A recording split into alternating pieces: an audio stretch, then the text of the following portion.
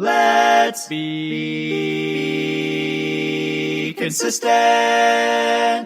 Welcome to The Key to Consistency. I am your host, Rakeyia Collins, and on today's episode, we are going to be exploring the relationship between consistency and kindness. Guys, I am so excited to dive into today's topic because I know that we can all recognize that we need a lot more kindness in today's world. I've really thought through some examples and found some very interesting facts as I was diving deeper into kindness. And so hopefully you guys learned something from today's episode. I really want to show you guys that being kind is not just an act that you do for other people, but it's truly something that once you do consistently over and over again, it really begins to change your heart. And that's the beautiful thing. And that's really what we're after. So when we think about kindness, I want to start by just chatting through the power of consistent kindness, right? So we live in a world where, of course, there are 1,000 things that demand our attention. And it's so easy to underestimate the profound impact of being consistently kind. Whether you are leaving a restaurant and you just decide to open the door or leave the door open for the person that is coming behind you, or whether someone drops something and you help them pick it up, right? I know we're always on the go, in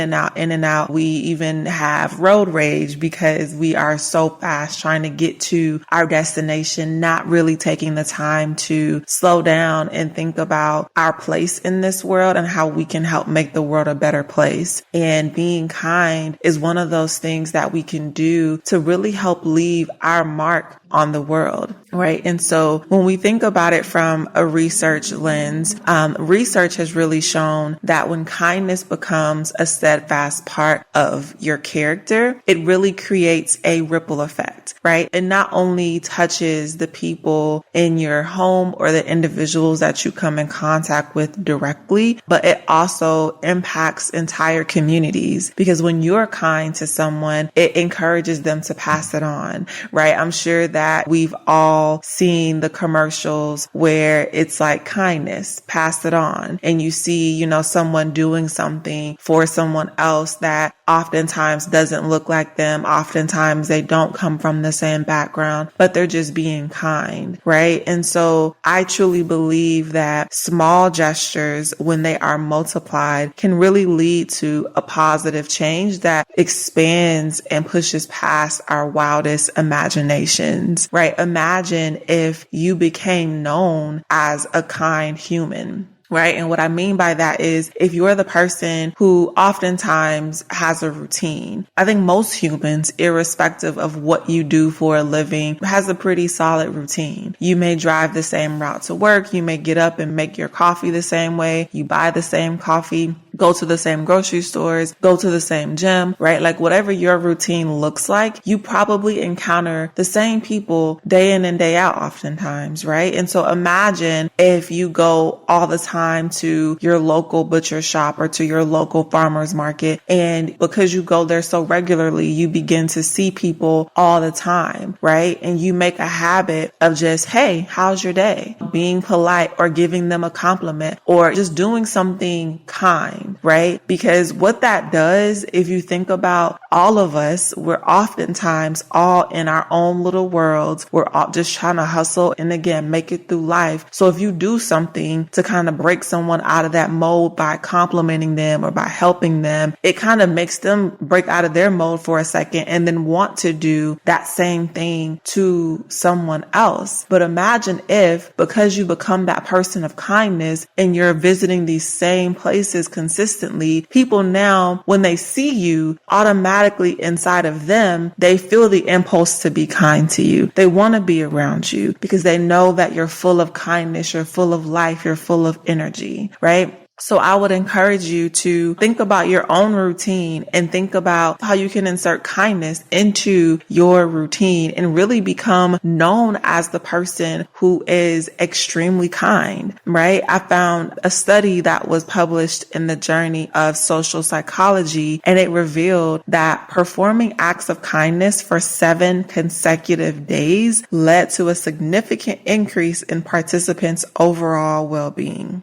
Right? So again, kindness is not just for you. It is for those around you as well. And so I would encourage you, if you think about your own well-being, and who doesn't want an increase in our well-being, right? Making sure that we exude and exhibit that kindness to those around us, that's huge, right? And I've already kind of touched on it a little bit, but I do want to dive deeper into the ripple effect of kindness, right? When you think about the ripple effect of kindness, it really is undeniable, right? When we choose to consistently be kind, we're creating a positive chain reaction that extends far beyond our immediate actions. Imagine if you do one simple thing, right? And you decide you're going to leave the door open for the person that's coming behind you as you're leaving the bank, right? So now that person is full of just happiness and joy and kindness, right? Because you held the door open for them.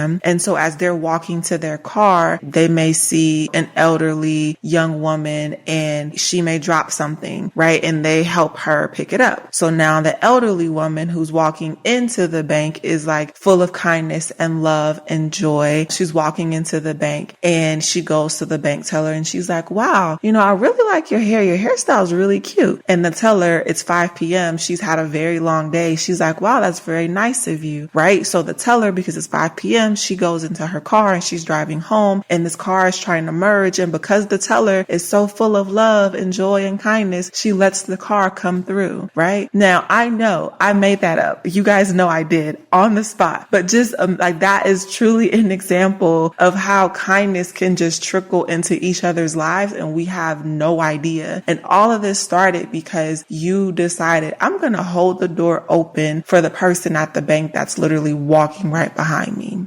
Right. And now that trickled down into possibly saving someone from having road rage and trying to force their way on the highway. We all know, especially if you live in a major city, that you sometimes have to work your way into lanes because people just don't want to let you in, even when your turn signal is on. And so that one act of kindness really trickled throughout the entire day.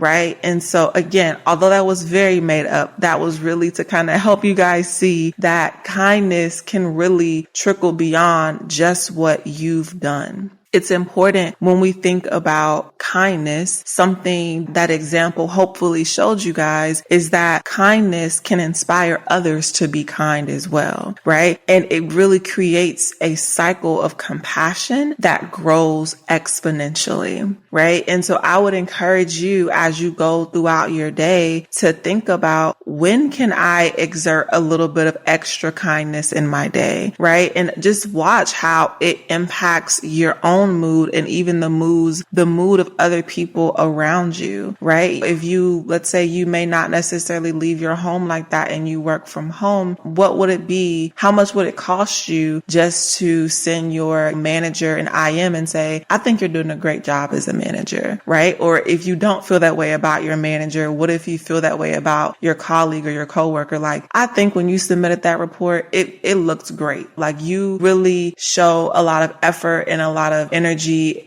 at work, and it is very appreciative, right? Like, you're just a joy to work with, right? Like, how much would that cost you? And imagine what that does for that person today, right? Imagine what that ripple effect would then look like, because that person works from home and now they're in a much better mood, how that would impact their home, right? And now they're treating their kids well. Their kids are going off to, start their school day, and they're like, wow, mom's different this morning. So now the kids are going to school, and you guys know I'm not going to make up a whole other story again, but you guys can kind of see the ripple effect of kindness and how it is imperative that we interject more kindness in our day. So I would encourage you to just be conscious about, when is the next time I can add a little more kindness into my day? right? And so when we think about what kindness is really and kind of why does kindness even have this long lasting benefit? Like, what does kindness actually do, right? Well, kindness stimulates the production of oxytocin, otherwise known, of course, as the love hormone, right? And that's what leads to the reduced stress and increased emotional connection. And so that's why you can do one simple thing for someone else and literally have a reduction in your stress level, which is huge, of course, giving in the times we live in. And of course, an increased emotional connection to just, even if it's you doing something kind for a stranger, it's the increased emotional connection of just humans, right? Like, it's rare nowadays to see someone do something for someone that they don't know and they're not getting anything from it. Right. And it just really helps strengthen our bonds and our belief, as people say, in mankind and in humanity, that there are still kind people out there. And so when you think about what that could look like, it could be very intentional. If you decide, what I'm going to sign up to be a volunteer for a local community event. I'm going to give maybe to an organization on a consistent basis. I'm going to help struggling family members. Whatever you decide to do, understand that it's not about the magnitude. It's really about the repetition, as we talked about earlier. It can be these small, meaningful gestures that you do time and time again that really lead to and encourage kindness, and it kind of pushes you to be that person in your community to kind of start this whole train off, right? And so before we get into cultivating the habit of kindness and kind of what you can do to make sure it's on the top of your brain, I do want to encourage you to, again, think about, what can I do day by day to be more kind? Awesome, guys. So now we're going to get into, what does it actually look like to cultivate a habit of kindness, right? When we think about what that really looks like, it starts with self-awareness, right? It starts with making the decision to say, I'm going to consciously choose to be kind in a variety of situations, right? I'm going to intentionally incorporate kindness in my daily life, because it'll not only reshape my character, but it'll also help reshape the world that we inhabit, right? And so I would encourage you, when you think about being kind in various situations, that you may not want to start trying to incorporate kindness when you're angry. And I know that may sound counterintuitive, but because this is a consistency podcast, I do want to be honest and upfront. When you are angry, you are experiencing, as we talked about on our other Anchor podcast. And if you have not listened to that, go back a couple of episodes and listen to the podcast on anger. But when you are angry, you are experiencing a flood of other emotions. And kindness is not necessarily going to be top of mind, right? While I do encourage that ultimately you get to that point, it may be easier, because again, we're thinking long term and we want this to be a lifestyle for us. It may be easier for you to start cultivating kindness when you're not super angry, right? So whether it's just a random Tuesday and your spouse came home from work and you decided, well, I'm going to have a balloon for my spouse today, and I'm just going to say, today is your day, right? Today from 5 until 9, today is just your day. I made your special dinner. I did whatever I wanted to, like, just being overly kind, right? And again, that's just an example. Or if you want us to, just like leave them a card in the morning in the bathroom and just list out what you love about them and how you're grateful for them. Like, again, small acts of kindness, right? And you don't have to necessarily do those things as mentioned earlier. It can be something related to your community. It can be an event, but we're just trying to get in the habit of being kind. Now, the ultimate goal is for us to practice kindness so much that even when we're in those tense, angry moments and we don't really feel like practicing kindness, that we can still practice kindness. But I just don't want us to set ourselves up for failure by kind of jumping into the deep end and saying, okay, no, this isn't for me. Like, no, it is for you, and it's going to be for you because we're going to practice it in every single area of our life. And hopefully by doing that, it doesn't become just something that I'm doing. It becomes truly a part of your character and a part of who you are. Right. And so in order to hopefully get this, I'd say ingrained to that level, I would encourage you to start a kindness journal. And I know to some people it's like, this is cringy, but again, it's just one thing that you can do to keep track of what you've done that day. So in your kindness journal, write down one act of kindness that you performed and how it made you feel. Right. And I know that may sound so counterintuitive because it's like, well, am I doing it because I want to out the kindness of my heart, or am I doing it because I want to write down in my journal how it made me feel? And I will honestly tell you at the onset, it doesn't matter. Because the goal is to eventually outgrow this kindness journal to where you're being so kind, you don't have the time to consistently go into a journal and write it down, right? At the very beginning, you may need to write down, okay, I did X, Y, and Z today, and this is how I felt. And then the next day you say, okay, today I did this, and then this is how I felt, right? And you get to a point where things just become habit, right? It just becomes second nature to you. Oftentimes for most of us, when we get off of work and we come home, it's second nature to us to kick our shoes off and sit in front of the TV and turn the TV on. It's not even something we think about anymore. And that's where we want to get with this kindness journal. We want to get to the point where, yeah, we're doing it, and at first it's kind of cringeworthy, but we get to a point where I no longer even need to write it down because I live in a space of kindness. I don't want to say the word ecosystem because we're not an ecosystem, but my environment around me, if you know, I just exude kindness, right? And so that's ultimately something that we can take away from kind of cultivating a habit. It's easier to have a habit and build on a habit when you're consistently reminding yourself about that habit. And that's hopefully what the kindness journal will do for you guys.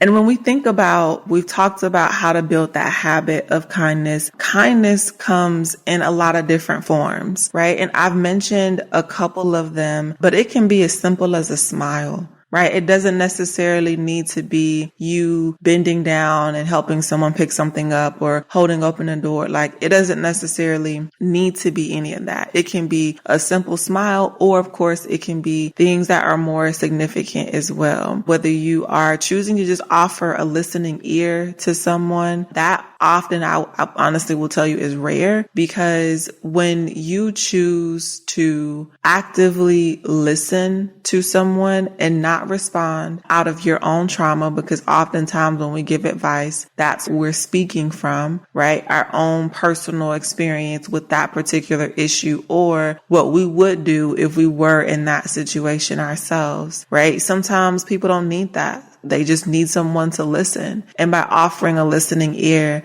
that within and of itself is a form of kindness, right? Each small gesture, again, whether significantly large or a simple smile, can potentially brighten up someone else's day, right? It really, really can. And one thing I found that was very interesting about that is that neuroscientists have found that when you're performing acts of kindness, it activates our brain's reward system, and that leads to increased levels of happiness. And so, yes, while happiness is more personal, kindness is something that can be external. So if you want to look at it as a cycle to say, I'm being kind, and as a reward for my kindness, I get internally an increased level of happiness, right? And why is that important? Because just because you are being kind does not necessarily mean that that kindness is going to be thrown back at you. And that's why your own level of happiness increasing is important, because you should be able to live off of the fact that I am doing this, and the intrinsic benefit that you get from that should be enough. You shouldn't necessarily place the external expectation on someone else that, hey, because I did this for you, you do this for me. Because then you get a letdown if they do not, right? And so I would encourage you all, when we're thinking about being kind, that you focus on your increased levels of happiness that you're going to be receiving from doing the kind act, right? And of course, there always are going to be challenges for us being kind. And as we strive to be more kind on a consistent basis, there are things like stress where you just don't feel like it. You're going through yourself. You could use some kindness from someone else to you. Of course, there are things like negativity where you could be in a toxic home or a toxic work environment and it's just not happening. You're like, yeah, Rakeyia, I hear you, but this just, not in my situation, right? Like those hurdles, I will tell you, they're not insurmountable, right? While I may not know your specific situation, I will say that by practicing consistent self-care, empathy with others, and maintaining a positive outlook, we can navigate challenges and try to stay true to our commitment to being kind, right? And that within and of itself may not be enough. Again, depending on your unique situation, you may need to go to a therapist. You may need to buy books, listen to audible books about how you can change your own mindset and not expect other people to reciprocate what you've been putting out into the world, if you will. There's so many layers to different challenges because we're all unique and we're all just trying to do our best to make it in this world. And I would encourage you to definitely explore those other avenues, but I would also encourage you to not give up. Like never give up. Anything that is worth having and worth pursuing, like this kindness journey, it is worth going through what you'll have to go through in order to ensure that you are being kind on a consistent basis. It is worth it. I would encourage you to get up in the morning and have a moment of mindfulness every morning just to set up your day and put your day on a positive note, right? So what does that actually look like? Well, that could look like when you get up in the morning, you may decide to say a prayer, or when you get up in the morning, you take a few deep, calming breaths. Like you just sit and you lay in your bed for a minute and you just breathe, right? You get up in the morning, you go look in the mirror, you say, girl, you look good. Or dude, I look good. Whichever one you are, right? Like you look in the mirror and you pump yourself up, even though your hair may look crazy, your breath may not smell the best. You may have a little crust going on around your eyes. It doesn't matter. It doesn't matter, guys. Why? Because you are practicing kindness. There's no one more important to practice kindness to than to yourself. Because of course, once you yourselves are full, it's nothing to give to someone else. And so, of course, I will say that we're not going to always have the capacity to be kind. We're not going to always be as kind as we should when we're on the job, when we're at home, when we're just out running errands. Self-compassion and self-forgiveness are going to be essential as we begin this journey of consistent kindness. While this podcast is a podcast that is going to be, of course, driving all of us to become more consistent humans, we have to recognize, as I think on most episodes, we recognize that there is going to be spaces where sometimes we miss the mark, right? And that's okay, right? It's okay to miss the mark because no one's perfect, but it's not okay to just quit and give up and say, I'm never, ever going to try that again. You have to keep going.